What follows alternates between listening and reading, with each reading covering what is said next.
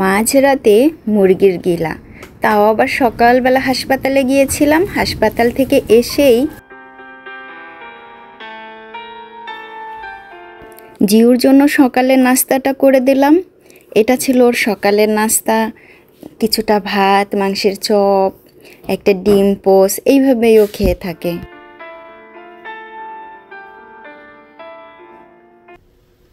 Hello সবাই, কেমন আছেন? আমি পরিকল্পনা, সাউথ কোরিয়া থেকে। ঘুম থেকে উঠেই হাসপাতালে গেছিলাম ওই দিন। তারপরে ঘরে আসছি, আয়সা জিউরে একটু খাবার টাবার তৈরি করে দিছি। মানে ছুটির দিনে গেছিলাম, শনিবার দিন। তারপরে আবার ক্লান্ত হয়ে গেছিলাম আমিও নিজেও। তখন ঘুমাইছি, বেশ কাজ টাজ আর করতে পারি না, ঘরের কোনো কাজই করতে পারি না, রান্নাও করতে পারি না। একেবারে সন্ধ্যার সময় উঠে দেখি ঘর এলোমেলো, ঘরটা একটু কোনো রকম গুছাই টুছাই, তারপরে কোনো কিছু একটু রান্না বান্না করলাম। কিন্তু মাঝরাতের দিকে দেখলাম যে জিও অনেক খিদা লাগছে এরকম বলতেছে।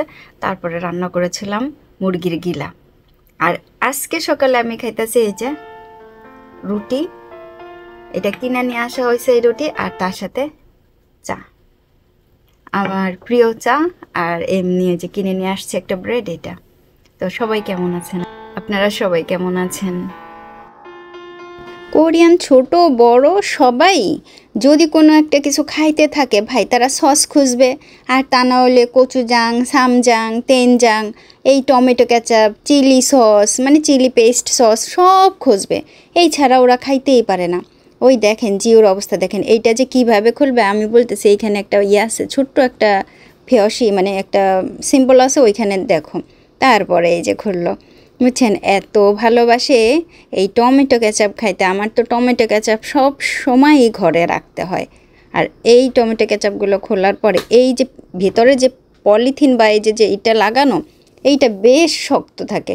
ওই দেখেন, প্রত্যেকটা বাচ্চারাই যাই খুলুক না কেন, ওই যে লাগানো থাকে একটু, ওইটা খাবেই, ফেলবে না। তাও একটুখানি নিল, তারপরে আবারও মুখটাকে আটকায়া, তারপরে আবারও ওর পছন্দ মতো যেটুকু লাগবে সেটুকুই নিয়ে নিল টমেটো কেচাপ।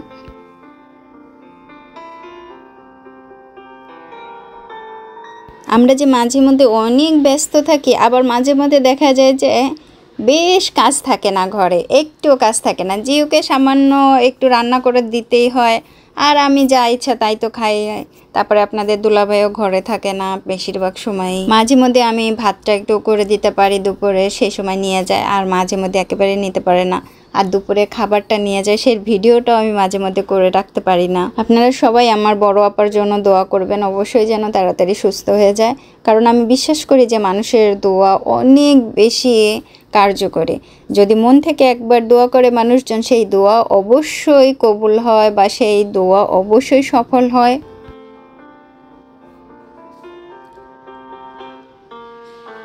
কোরিয়াতে আমরা যখন মুরগির গিলা কিনে নিয়ে আসি, ওরকম প্যাকেট করা থাকে, 400 গ্রামের একটা প্যাকেট, আর পরিষ্কার করাই থাকে।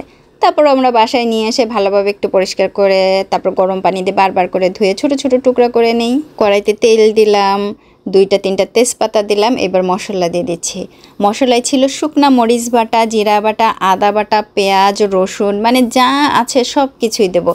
কারণ গিলা যেহেতু একটু বেশ মশলা বেশিই দিতে হবে, মশলাতে এখানে কার্পণ্য করা যাবে না। দারচিনি, এলাচ এগুলো চাইলেও আপনি দিতে পারবেন, কোনো সমস্যা নেই, কিন্তু আমি এখন আর দেইনি। এই মশলাটা আমি একেবারে ঢেকে ঢেকে এত সুন্দর করে ভাজা করব যেন উপরে একেবারে তেল উঠে আসে, আর উপরে তেল উঠে আসলেই মশলা ভাজাটা হয়ে যায়। আমার বড় আপার 2 পাই অবাস হয়ে গেছে, কারণ মাজার থেকে ডিস্ক 2টা নাকি হাড় সরে গেছে।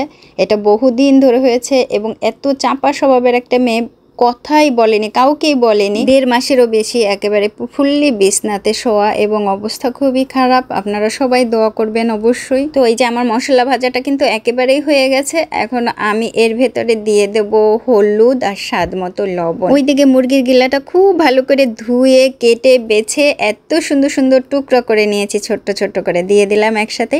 এখন সুন্দর করে একটা ভাজা দেব, আর সামান্য একটুখানি পানি দিয়ে আমি প্রথমে এই গিলাটা একটু কষিয়ে নেব, যাতে খেতে আরও বেশি টেস্ট হয়।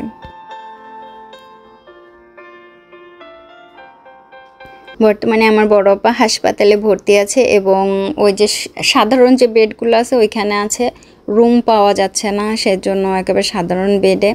অবস্থা খুবই খারাপ, সবসময় একেবারে একটু বসতে পারে না আজ বহুদিন ধরেই, যেটা একেবারে খুবই অবস্থা খারাপ। আপনারা সবাই দোয়া করবেন যেন ভালো হয়ে যায়। তো আমার এই যে মুরগির গিলাটা একেবারে খুব সুন্দরভাবে কষানো হয়ে গেছে। এখন এর ভেতরে দিয়ে দেবো পানি, বেশ খানিকটা পানি দিয়ে আবারও আমি এটাকে একেবারে পানি টানিয়ে নেব, কারণ ঝাল ঝাল মুরগির গিলা কষানো হলে খেতে অবশ্যই টেস্ট হয়, খুবই টেস্ট হয়। জিওর একেবারেই পছন্দের একটা খাবার।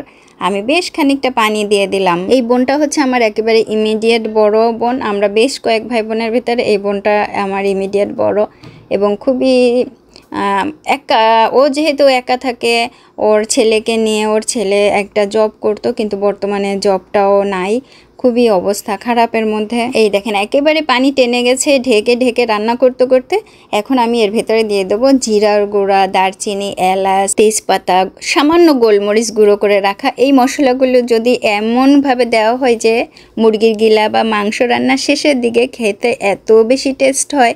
আর আমি কিন্তু এই ঝোলটা রাখবো না, পুরোটাই টানিয়ে নেব এবং খেতে অসম্ভব মজার হবে। তাহলে এই স্বাদটা যে এত ভালো লাগে, জিওকে রাত বিরাতে যদি করে দেওয়া হয় ও বসে থাকবে যতক্ষণ পর্যন্ত না হবে রান্না। আর আপনারা অনেকেই জানেন যে আমার মাকে দেখেছেন যে আমার মাও অনেক অসুস্থ। আমার মা বর্তমানে বড় আপার কাছে আছে এবং খুবই মানে দুইজনই বুঝেন তো, আমাদের আসলে কি ফুল ফ্যামিলি এইরকম, খুবই অসুস্থ, এই অসুস্থ ওই অসুস্থ।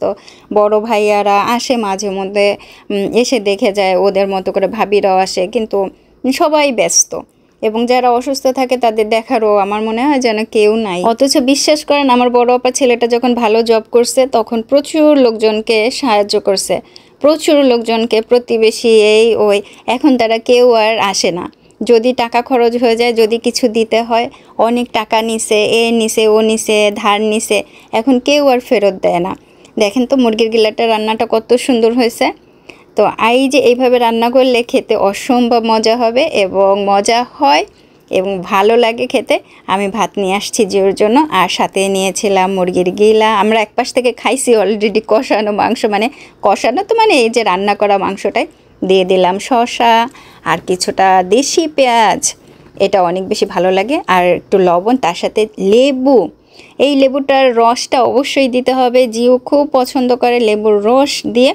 ভাতটাকে আমি একটুখানি কেজে মাখিয়েও দিয়েছিলাম। হ্যাঁ আপুরা ভাইয়ারা, আজকে আর হাত দিয়ে মাখাই দিই নাই, রাত হয়ে গেছিলো অনেক, চামচ দিয়ে একটু একটু করে মাখাই ঠেকাই দিলাম, কারণ জিও সবসময় বলে একটু মাখাই দিলে ভাতটা আরও একটু বেশি টেস্ট হয়, বুঝছেন। ওই যে আমরা বলি না মায়ের মাখানো, আপনার মায়ের মাখানো আপনার কাছে টেস্ট হবেই হবে, আর আমার মায়ের মাখানো আমার কাছে টেস্ট হবে। আমি মাখাই দিলে আপনার কাছে ভালো লাগবে না, কিন্তু মায়ের হাতের স্বাদ সেই রকমের, বুঝছেন। তাই আমি একটু ভাতটা ভালো করে ওকে মাখাই ঠাকাই দিলাম।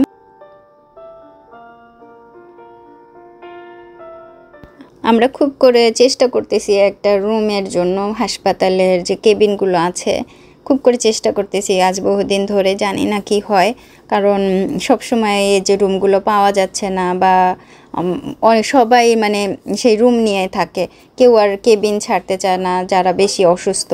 কিন্তু আমার বড় আপা তো একেবারেই উঠতে পারে না, সম্পূর্ণভাবে বিছানা ধরা।